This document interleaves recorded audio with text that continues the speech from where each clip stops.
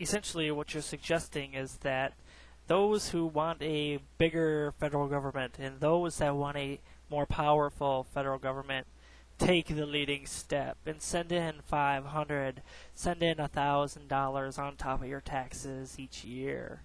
Now, don't get me wrong, I know money is important to running a country, but I don't think the solution is for us to send in $500 to $1,000 each year so the federal government has more funds to provide services back to the people. Now I can detect your cynicism, but I'm going to answer your question anyways, only because you asked. Now, everybody would argue that education is probably a pretty good thing, and public education is probably a good use of our federal tax dollars. But when it comes to health care, then people say, oh, well, health care should be privatized, mostly the insurance companies, or privatize health care, mostly the drug companies. But the federal government's on board with that, and they say healthcare should be privatized, and I just don't get it. And then you're suggesting that we send in $500 of our own money so the federal government can supply a healthcare program, which doesn't make sense. But let's for a second just pretend that everybody did send in $500.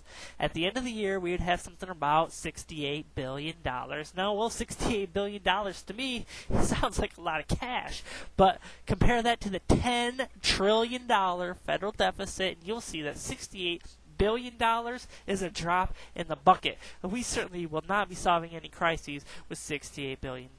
But more importantly, my question is, where the fuck does that money go? I don't even know where my tax dollars right now go, much less an extra $500 that I send in unaccounted for.